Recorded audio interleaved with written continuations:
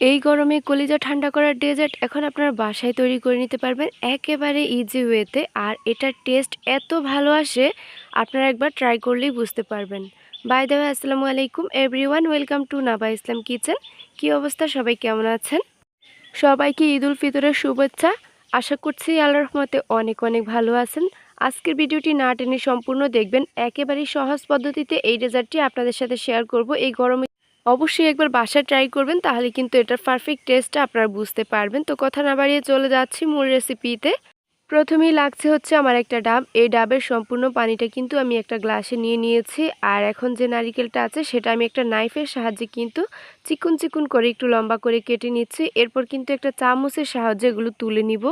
সত্যি কথা বলতে কিন্তু এই ডেজার্টটি তৈরি করা একেবারেই ইজি। একেবারে কম সময়ে কিন্তু আপনারা এটি তৈরি করে ফেলতে পারবেন। তো দেখতেই পাচ্ছেন ভিডিওতে আমি কিভাবে কাজটি করলাম। এখন আমি একটা চামচের সাহায্যে কিন্তু আমি এই যে নারিকেলগুলো তুলে নিচ্ছি। আর এটা কিন্তু একেবারে শক্ত না, আবার একেবারেও নরম না। আপনারা ভিডিওতে দেখেই বুঝতে পারতেছেন এটা কতটা সফট। ফাইনালি কিন্তু ডাব থেকে ডাবের যে শ্বাসটা সফট আছে সেটা বের করে নিয়েছি। এবার নাইফের সাহায্যে কিন্তু আরও একটু ছোট করে এবং চিকুন করে নিয়েছি, দেখতেই পাচ্ছেন। এগুলো একটা সাইডে রেখে চলে যাচ্ছি সরাসরি কিচেনে। একটা ফ্রাই প্যান নিয়েছি, আর এখানে ডাবের যে পানিটুকু আছে মোটামুটি 1 গ্লাস হয়েছে, সেটা আমি অ্যাড করে দিয়েছি।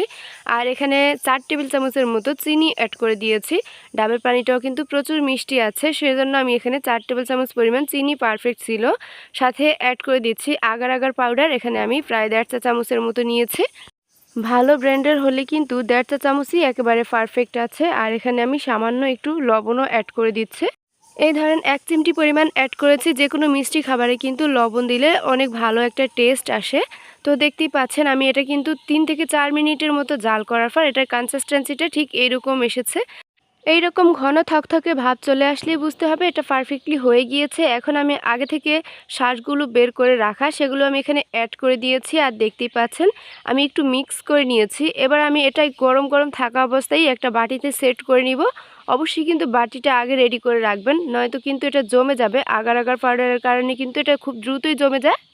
এই কাজটি কিন্তু অবশ্যই খুব দ্রুত করবেন, নয়তো এই পাতিলেই কিন্তু এটা জমে যাবে। সেজন্য দ্রুত আগে থেকে বাটি ঠিক করে রাখবেন। এরপর কিন্তু আমি এটা কিছুক্ষণ ঠান্ডা করে নিয়ে 30 মিনিটের মতো ফ্রোজেন করে রেখেছিলাম। তাহলে এটা ঠান্ডা ঠান্ডা সার্ভ করলে এটা খেতে অনেক ভালো লাগে।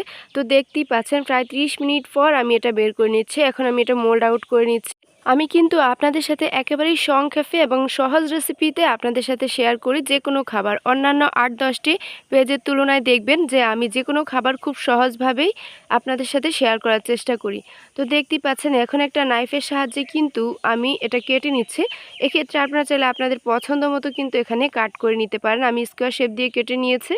ফাইনালি কিন্তু আমার ডাবের পুডিংটি একেবারেই পারফেক্টলি হয়ে গিয়েছে। আর এগুলো আমার ধরতেও অনেক ভালো লাগতেছে। এটা খেতে যতটা টেস্ট হয়েছিল এটা দেখতে ততটাই চমৎকার লাগছে।